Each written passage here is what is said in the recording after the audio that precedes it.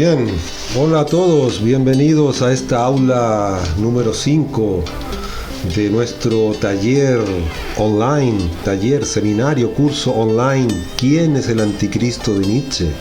Y esta aula número 5 se titula La transmutación de todos los valores.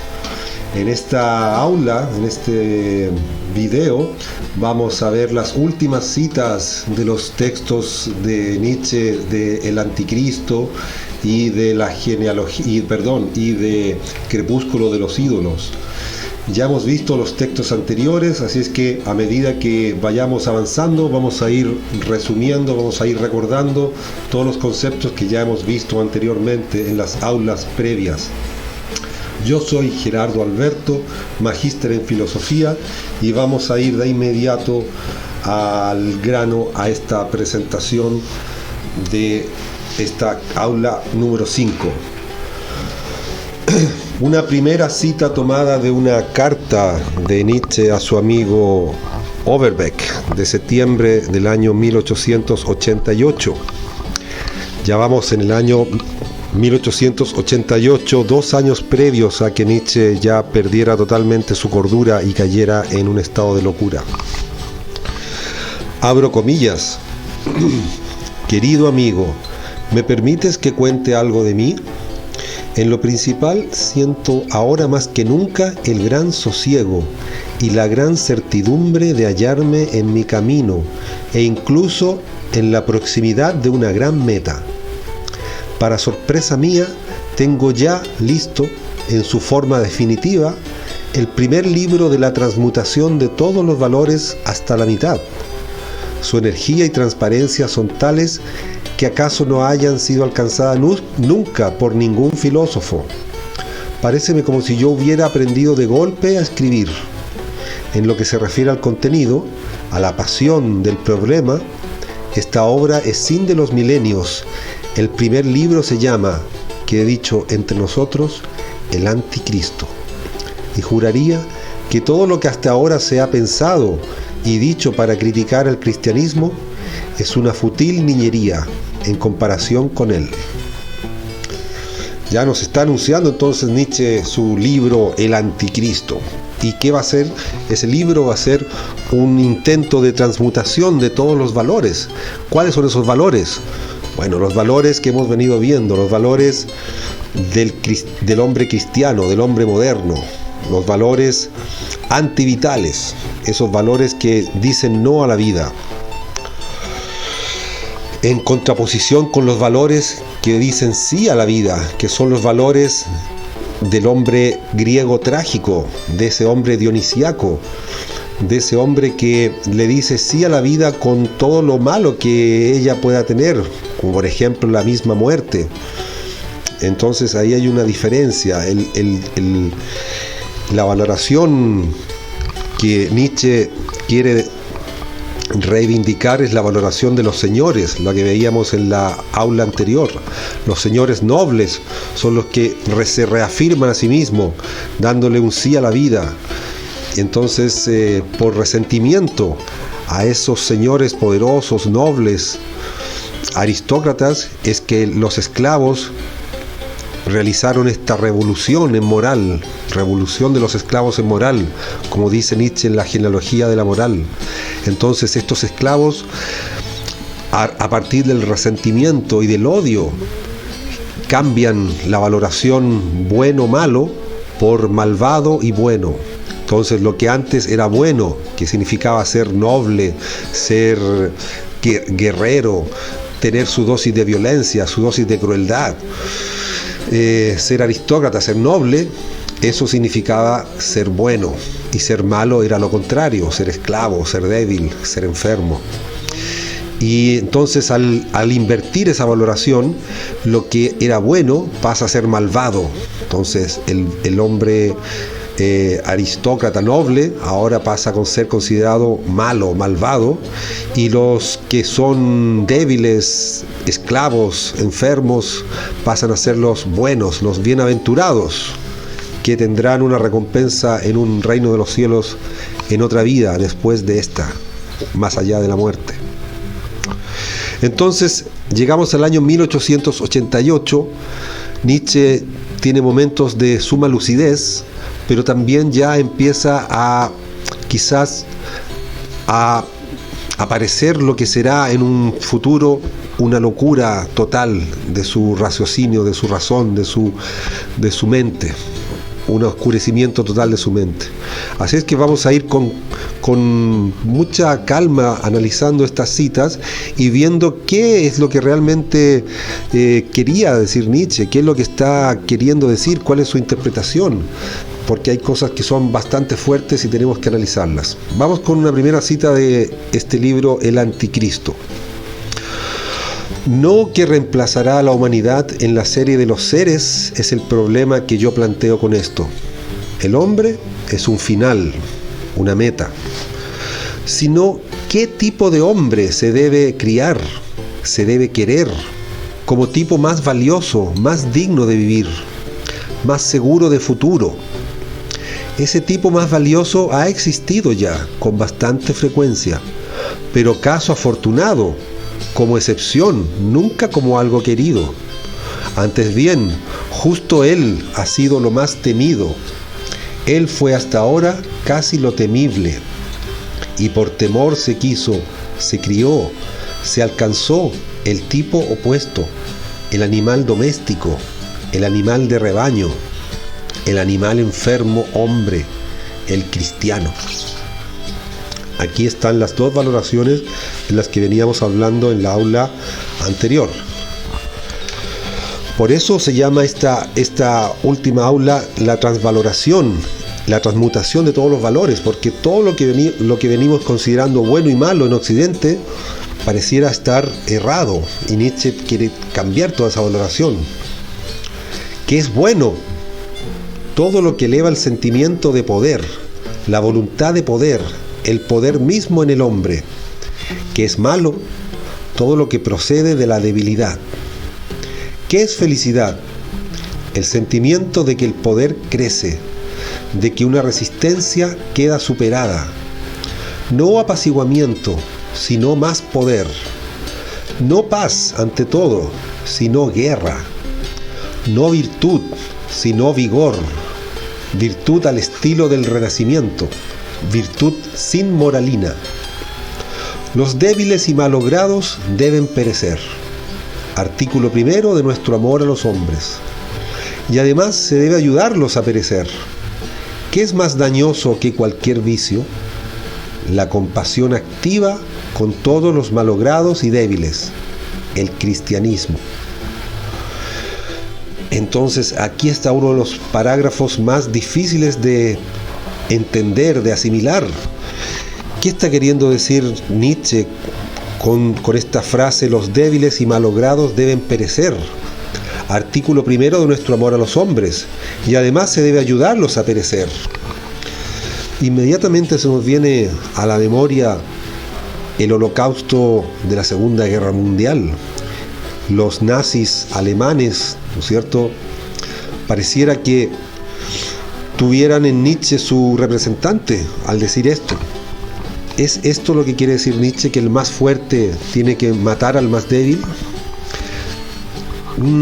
Tomando en cuenta que hay cosas de Nietzsche que pueden estar ya entrando en una etapa de poca razón, un poco de locura, me parece, a través de la lectura de todos sus libros y toda su evolución, Nietzsche, recordemos que él mismo era un hombre enfermo, era un hombre débil, pero físicamente. Entonces, él cuando habla de los débiles y malogrados, no se está refiriendo a una diferencia física cuando habla de los fuertes. Más bien es una fuerza de voluntad, es una fuerza interior. Él mismo fue el ejemplo de esa fuerza que él sacó de su propia enfermedad para seguir produciendo, seguir creando un pensamiento. Entonces él no sintió autocompasión, ni se dejó estar, ni se dejó morir por su enfermedad. Él sacó fuerzas de voluntad y salió adelante. Entonces, acá Nietzsche no está hablando de un genocidio, no está hablando de que los nazis, por ser más fuertes, tienen que matar a los judíos, como fue en la Segunda Guerra Mundial. Más bien Nietzsche está yendo al extremo de lo que significa ir en contra de esta moral que siente esa compasión, podríamos llamarla hipócrita por los débiles, porque es una compasión inútil, es una compasión que se queda en el sentir esa culpa, esa compasión, pero en rápidamente dejarla atrás y no hacer nada. No es una compasión activa que ayude al otro, es una compasión simplemente de autocompadecerse a sí mismo en el otro. Entonces, cuando más bien tiene que ver acá un poco con la crueldad que se da en la naturaleza. En la naturaleza, los animales, a veces el que va a morir se aleja y muere solo, y los demás lo comprenden. O sea, aquí hay una visión distinta de la muerte, y lo que está pidiendo Nietzsche es que nos imaginemos o nos proyectemos una humanidad a futuro, un superhombre a futuro. No queremos una humanidad como la que tenemos ahora, decadente, en donde aparentemente vivimos con los valores de amor al prójimo, de caridad, de compasión, pero esas son palabras vacías. En realidad vivimos en un salvajismo en donde todo lo antiético, todo lo amoral, lo inmoral se desarrolla de manera subterránea, de manera oculta.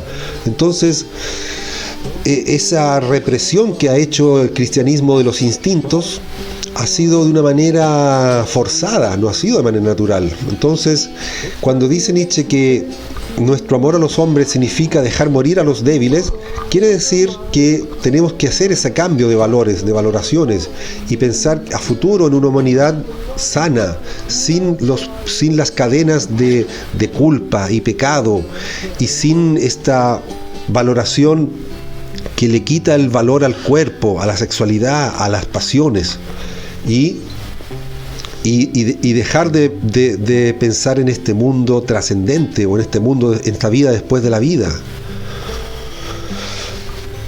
Cuando se coloca el centro de gravedad de la vida, no en la vida, sino en el más allá, en la nada, se le ha quitado a la vida como tal el centro de gravedad. La gran mentira de la inmortalidad personal destruye toda razón, toda naturaleza existente en el instinto. A partir de ahora, todo lo que en los instintos es beneficioso, favorecedor a la vida, garantizador del futuro, suscita desconfianza. Vivir de tal modo que ya no tenga sentido vivir, eso es lo que ahora se convierte en el sentido de la vida. ¿Para qué ya el sentido de comunidad? ¿Para qué la gratitud a la ascendencia y a los antepasados? ¿Para qué colaborar, confiar? ¿Para qué favorecer y tener en cuenta algún bien general? Si ponemos nuestra esperanza en una vida después de la muerte, ¿qué sentido tiene esta vida? ¿Qué sentido tiene estar en este mundo? Todo pierde sentido, todo sentido colectivo de crecimiento de los antepasados, todo pierde sentido si ponemos la vida en un más allá. Vamos a avanzar un año más, antes del colapso de Nietzsche en el año en el año de 1890. Entonces, antes, en el año de 1889, él publica El crepúsculo de los ídolos. Y este libro es un resumen de toda su filosofía, es un libro lleno de citas y de aforismos. Se los recomiendo si quieren comenzar a leer a Nietzsche. Este es un buen libro para empezar a conocerlo y a entender su pensamiento. Acá habla del mundo platónico, el mundo de las ideas, este mundo verdadero y este mundo falso que es el mundo de los sentidos. Entonces él hace 4 tesis para explicar por qué está errada esa tesis de Platón. Y aquí vamos a mencionar solo la 4ª tesis. Dice: Dividir el mundo en un mundo verdadero y un mundo aparente, ya sea al modo del cristianismo, ya sea al modo de Kant, en última instancia un cristiano alevoso, es únicamente una sugestión de la decadencia, un síntoma de vida descendente. El hecho de que el artista estime más la apariencia que la realidad no constituye una objeción contra esta tesis, pues la apariencia significa aquí la realidad una vez más, solo que seleccionada, reforzada, corregida. El artista trágico no es un pesimista, dice precisamente sí incluso a todo lo problemático y terrible. Es dionisiaco. Decíamos, el crepúsculo de los ídolos es una revisión a todo el pensamiento de Nietzsche. Aquí volvemos al comienzo, cuando él está hablando de la división que hizo Platón entre alma y cuerpo. Esta división entre el mundo de las ideas como mundo verdadero y el mundo de los sentidos como un mundo aparente, como un mundo falso. Ahí está la base del cristianismo posterior.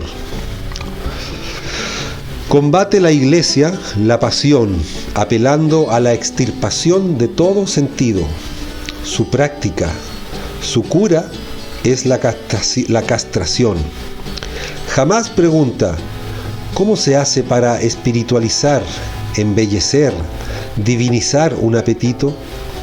En todos los tiempos ha hecho recaer el acento de la disciplina, recomendando la exterminación de la sensualidad, el orgullo, el afán de dominar, la codicia y la sed de venganza. Mas atacar por la base las pasiones significa atacar por la base la vida misma. La práctica de la Iglesia es antivital. Al decir Dios ve el corazón, la moral dice no a los apetitos más bajos y más altos de la vida y considera a Dios enemigo de la vida. El santo en el que Dios tiene su complacencia es el castrado ideal. La vida acaba donde comienza el reino de Dios. Aquí entonces está atacando directamente Nietzsche esa valoración, ¿no es cierto? Aquí está reconociendo cómo estos apetitos, estos instintos de sensualidad, de orgullo, de afán de dominar, de sed de venganza han sido vilipendiados, han sido desprestigiados por la valoración esclava, como si fueran algo malo, pecaminoso. Y son cosas naturales en el hombre, la crueldad, una dosis de crueldad. La codicia vista no como la codicia por el dinero, sino la codicia por el tener metas, por el querer tener más poder, por el querer ser más, por el querer crecer hacia las alturas. ¿Cuál puede ser nuestra única doctrina? Que al ser humano nadie le da sus propiedades, ni Dios, ni la sociedad, ni sus pares y antepasados, ni él mismo. Se es necesario, se es un fragmento de fatalidad, se forma parte del todo, se es en el todo. No hay nada que pueda juzgar, medir, comparar, condenar nuestro ser, pues esto significaría juzgar, parar o condenar el todo. Pero no hay nada fuera del todo, que no se haga ya responsable a nadie, que no sea lícito atribuir el modo de ser a una causa prima, que el mundo no sea una unidad, ni como sensorium ni como espíritu. Solo esto es la gran liberación. Solo con esto queda restablecida otra vez la inocencia del devenir. El concepto Dios ha sido hasta ahora la gran objeción contra la existencia. Nosotros negamos a Dios, negamos la responsabilidad en Dios. Solo así redimimos al mundo. ¿Quién es nosotros? Bueno, los que queremos que venga el último, el hombre superior, los que queremos una humanidad nueva, los que no queremos seguir con estos valores antivitales. Aquí lo que está diciendo Nietzsche es que no podemos juzgar ni condenar como el Dios católico, el Dios cristiano, que te promete el reino de los cielos siempre y cuando lo obedezcas y creas en él. Si no, te esperan las penas del infierno eternamente. Entonces, ese miedo que tenemos muchas veces a esa condena eterna nos hace dudar o nos hace no querer pensar otra cosa más que aceptar nuestras creencias sin cuestionarlas. Esta es una cita un poco larga, ya es una de las más largas, pero muy importante analizar. Para que haya arte, para que haya algún hacer y contemplar estéticos, resulta indispensable una condición fisiológica previa, la embriaguez. La embriaguez tiene que haber intensificado primero la excitabilidad de la máquina entera. Antes de esto no se da arte ninguno. Todas las especies de embriaguez, por muy distintos que sean sus condicionamientos, tienen la fuerza de lograr esto, sobre todo la embriaguez de la excitación sexual, que es la forma más antigua y originaria de embriaguez. Asimismo, la embriaguez de que van seguidos todos los apetitos grandes, todos los afectos fuertes, la embriaguez de la fiesta, de la rivalidad, de limpieza de virtuosismo, de la victoria, de todo movimiento extremado, la embriaguez de la crueldad, la embriaguez en la destrucción, la embriaguez debida a ciertos influjos meteorológicos, por ejemplo, la embriaguez primaveral, o la debida a los influjos de los narcóticos, por fin, la embriaguez de la voluntad, la embriaguez de una voluntad sobrecargada y henchida. Lo esencial de la embriaguez es el sentimiento de plenitud y de intensificación de las fuerzas. La embriaguez es lo que caracterizaba a las fiestas dionisíacas. Dionisio es el dios de la embriaguez. En la embriaguez se dan todos estos instintos, se liberan todos estos apetitos naturales del hombre. El cristianismo condena la embriaguez como si fuera algo malvado. Ahí está la diferencia entre lo apolíneo y lo dionisíaco. Lo apolíneo es lo despierto, la vida despierta, la vida ordenada. Lo dionisíaco es esta embriaguez que nos ataca y nos envuelve cada cierto tiempo. Moral para médicos. El enfermo es un parásito de la sociedad. Hallándose en cierto estado es indecoroso seguir viviendo. El continuar vegetando en una cobarde dependencia de los médicos y de los medicamentos, después de que el sentido de la vida, el derecho a la vida, se ha perdido, es algo que debería acarrear un profundo desprecio en la sociedad. Los médicos, por su parte, habrían de ser los intermediarios de ese desprecio, no recetas, sino cada día una nueva dosis de náusea frente a su paciente. Crear una responsabilidad nueva, la del médico, para todos aquellos casos en que el interés supremo de la vida ascendente, exige el aplastamiento y la eliminación sin consideraciones de la vida degenerante. Por ejemplo, en lo que se refiere al derecho a la procreación, al derecho a nacer, al derecho a vivir. Morir con orgullo cuando ya no es posible vivir con orgullo. La muerte, elegida libremente, la muerte realizada a tiempo, con lucidez y alegría, entre hijos y testigos, de modo que aún resulte posible una despedida real, a la que asista todavía aquel que se despide, así como una tasación real de lo conseguido y querido, una suma de la vida, todo ello en antítesis a la lamentable y horrible comedia que el cristianismo ha hecho de la hora de la muerte. Nietzsche critica justamente esto que yo decía, cómo el cristianismo saca partido de esta hora de la muerte en donde el hombre está más vulnerable y le da a elegir el cielo o el infierno.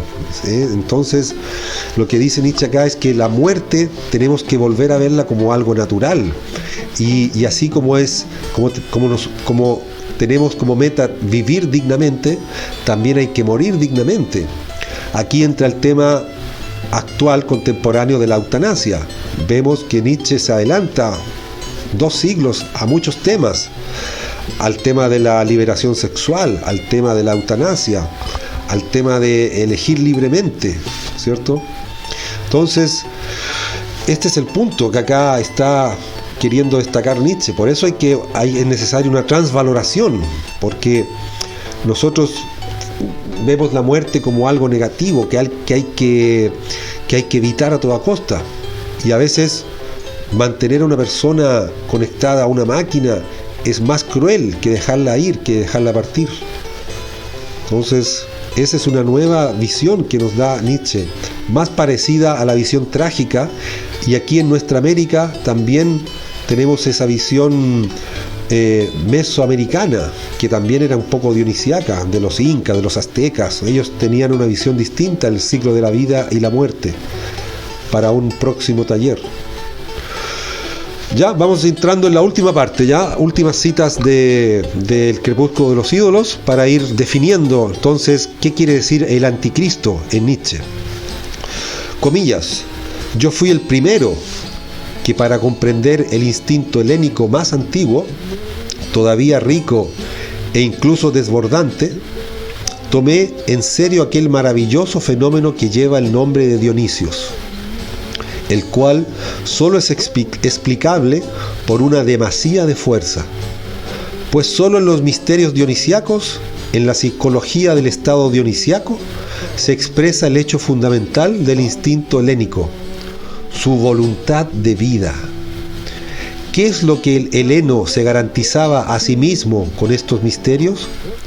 La vida eterna, el eterno retorno de la vida, el futuro, prometido y consagrado en el pasado, el sí triunfante dicho a la vida por encima de la muerte y del cambio, la vida verdadera como supervivencia colectiva mediante la procreación, mediante los misterios de la sexualidad.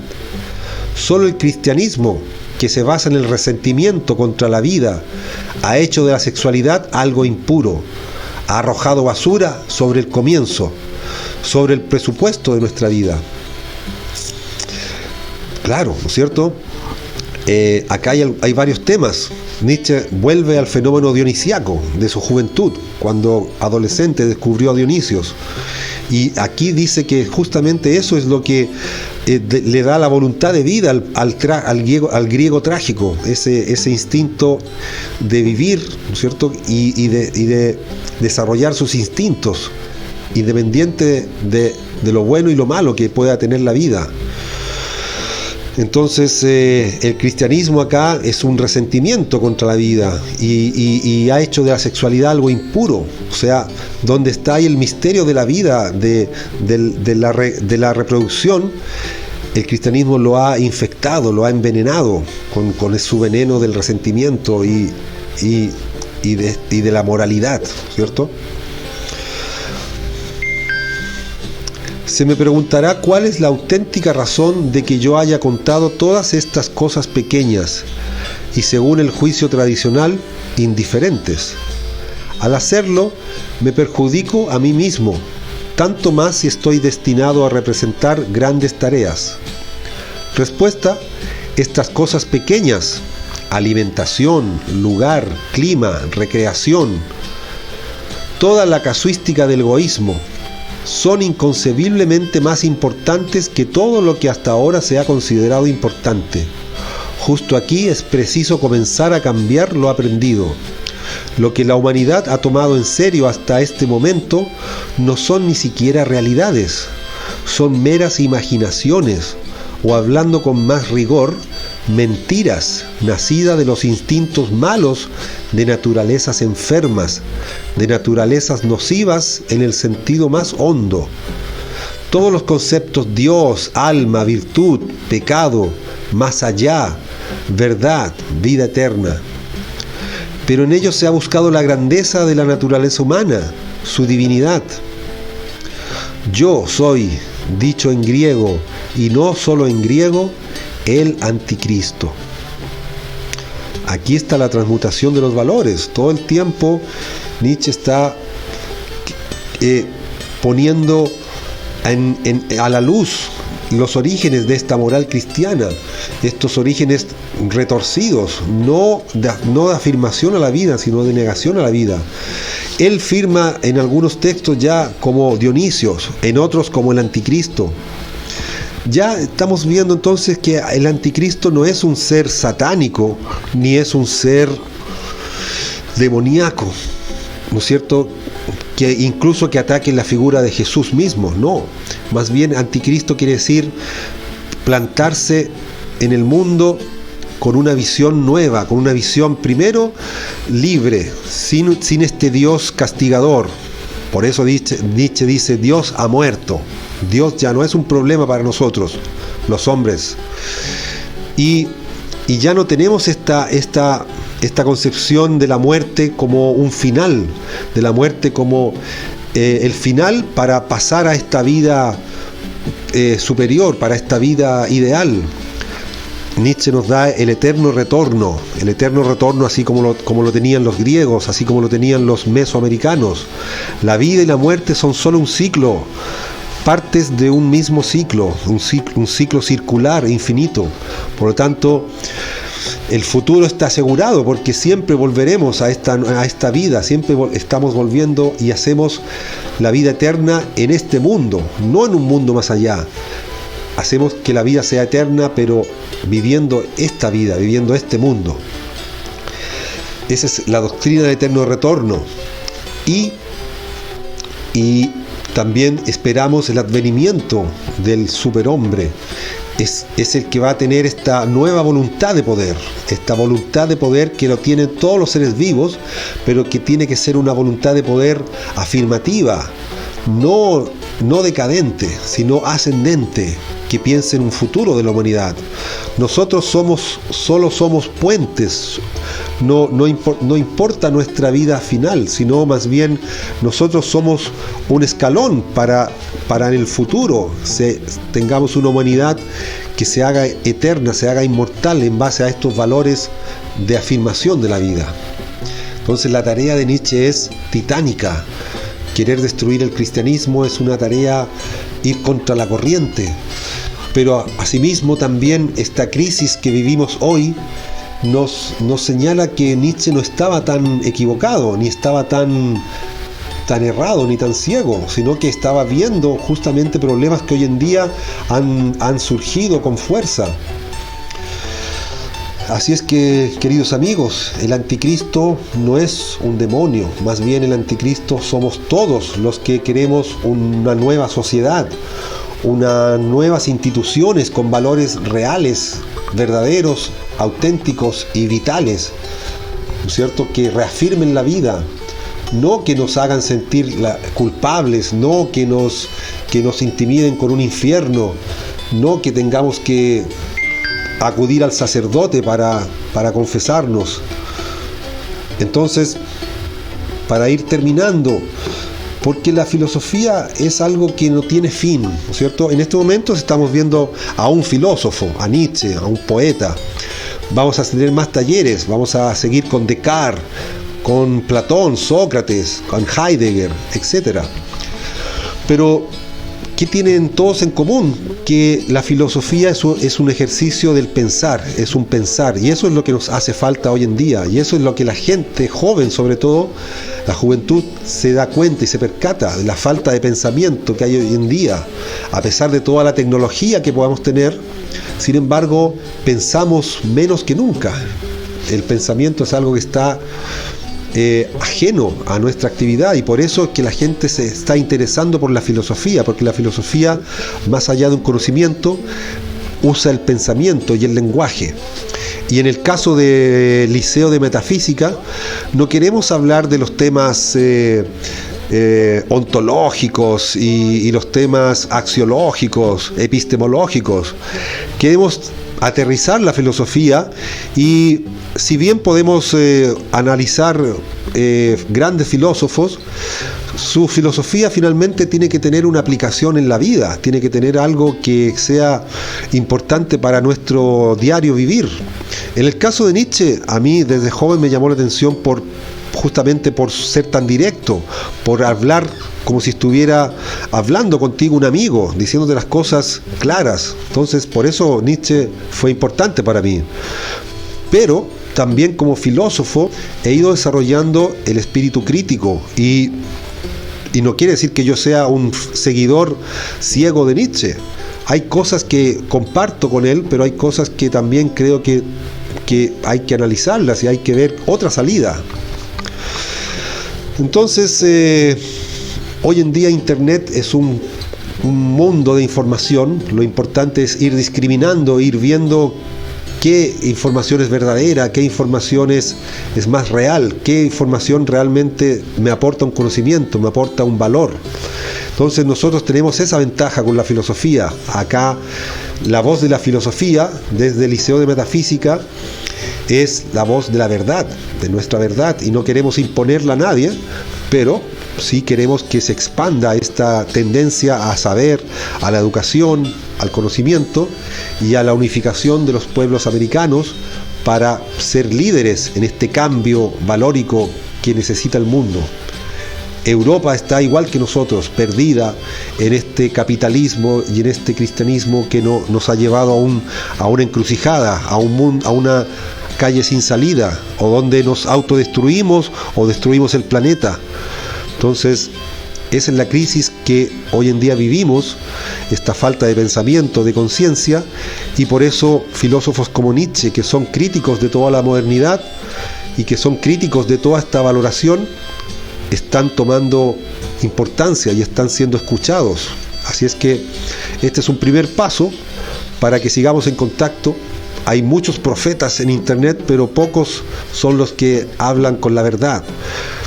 Más allá de estrategias de marketing acá, que queramos, ¿no es cierto?, utilizar distintas técnicas, aquí lo único que nos mueve es el conocimiento, la cultura y la filosofía. Así es que les dejo una última lectura de la ley contra el cristianismo, cada cual interprétela como le parezca. Nietzsche ya estaba entrando en los últimos años, ya sus últimos 2 años de cordura para entrar en una locura total. Así es que dime tú si aquí encuentras que esta ley contra el cristianismo es una exageración, es una poesía, es algo metafórico, hay que interpretarlo así tal cual como lo dice Nietzsche, o es algo más bien anecdótico. Te la dejo para que tú la leas y te contactes con liceodemetafísica.com o también en nuestra página de Facebook, Liceo de Metafísica y Lenguas. Nos puedes seguir. En Instagram estamos como Las Letras de América y seguiremos en contacto para nuevos talleres, nuevos seminarios y alguna que otra transmisión en vivo para ir conociendo quiénes son los seguidores de Liceo de Metafísica. Entonces me despido y los dejo para una próxima oportunidad, invitados para que se conecten al Liceo de Metafísica y sigamos avanzando en la voz de la filosofía. Un saludo americano a todos.